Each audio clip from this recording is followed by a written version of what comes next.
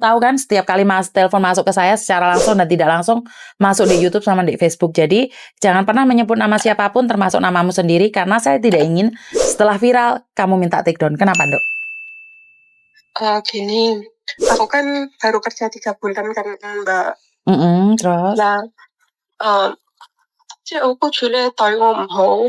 對你唔好點對你唔好啊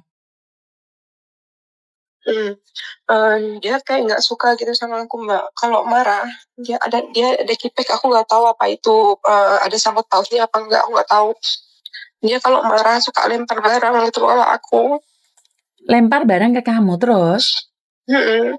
Kayak pernah dia marahnya kenceng banget, Mbak. Dia terus suka miso-miso juga dia orangnya. Lah, aku kan bilang minggu kemarin hari Rabu, aku bilang aku udah nggak mau kerja di sini, aku bilang gitu kan. Tapi Asar orangnya baik. Nah, Asar bilang bengkai lah teh.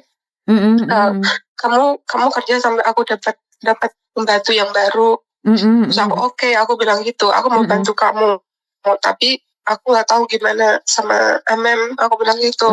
Ntar tak bilangin kalau dia marah-marah sama kamu, ntar tak bilangin, dia bilang gitu. Nah udah ya Mbak.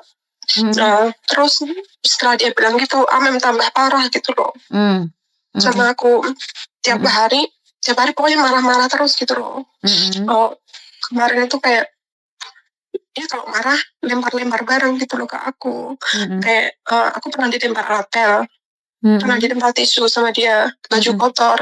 Nah aku kan udah mutusin mau bantu dia, ya udah aku bantu selama 2 bulan. Nah terus aku kan udah gak tahan lagi, soalnya seminggu ini Amem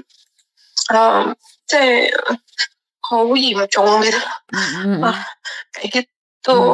Terus aku nekat, aku mau break gitu loh. Aku udah ngirim, tadi pagi aku udah ngirim surat notis ke imigrasi. Tanggal 16 kan hari ini. Nah, aku balik ke rumah, aku ngasih surat ke Asar. Soalnya ngecek aku kan Asar.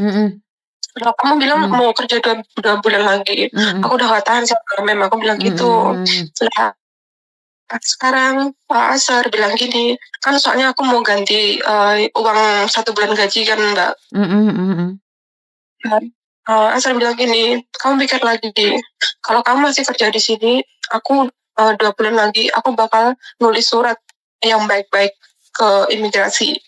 Tapi kalau kamu hari ini pergi, aku bakalan nulis surat kamu nggak bisa balik lagi ke Hong Kong, dia bilang gitu. Terus aku harus gimana Mbak? Ya itu kan resiko sayang. Sekali lagi setiap apa yang kita lakukan punya konsekuensinya sendiri. Dan kalau kamu terburu-buru mengambil keputusan karena kamu tidak tahan dengan majikan perempuan, ya itu konsekuensinya kamu nggak bisa balik lagi ke Hong Kong. Karena itu saya selalu bilang pakai hati yang dingin, otak yang dingin, pikiran yang dingin. Loh, namanya orang benci ya tetap benci. Tapi kita tidak perlu membenci. Kita tunggu aja. Kita sabar aja, karena kita cuma punya sabar. Kamu di Hong Kong berapa lama, sayang? Aku 8 tahun, Mbak. 8 Ini tahun. majikanku yang baru. Ini majikan baru berapa lama, sayang? Baru 3 bulan. Nah, di sini yang perlu saya sampaikan, kenapa sih majikan marah saat kalian ngebreak dan bayar majikan? Karena mereka itu bayar di agent tuh mahal sekali loh, sayang. Jadi kamu harus ngerti juga gitu loh. Jadi saya nggak menyalahkan majikan saat majikan tuh backing kalian. Karena kalian sendiri ambil keputusan buru-buru dan tidak tahu konsekuensinya. Loh, kamu bisa bayar dia 1 bulan notis, tapi kan mereka akan kalang kabut. Loh, ini apakah kesalahan sama mutlak? Tidak. Ini juga kesalahan majikan. Kalau majikan baik kan nggak mungkin juga kamu ngebreak. Tapi majikan kan lebih menang. Jangan lupa. Majikan punya ayat 1 pasal 1, di mana kalau dia nggak suka kamu, maka tamatlah riwayatmu. Aku tadi pagi kirim surat break sama surat maksudnya aku alasan ke break kayak gitu apa, majikan suka itu, anak suka nyubit, anak suka mukul, aku udah tak tulis semuanya Mbak. Terus sampean ada bukti nggak kalau dia nyubit atau apapun? Karena sekali lagi kalau kamu cuman ngomong aja takutnya kamu yang kalah. Kalau sampai di Ada sidang foto, aku habis dicubit anakku, ada lebam gitu tak foto. umur berapa tahun anakmu sayang? 9. Anak 9 tahun. Oke, jadi kamu ambil keputusan untuk itu dan pertanyaan saya, kamu siap di blacklist? Nggak kembali lagi ke Hong Kong, sudah siap belum?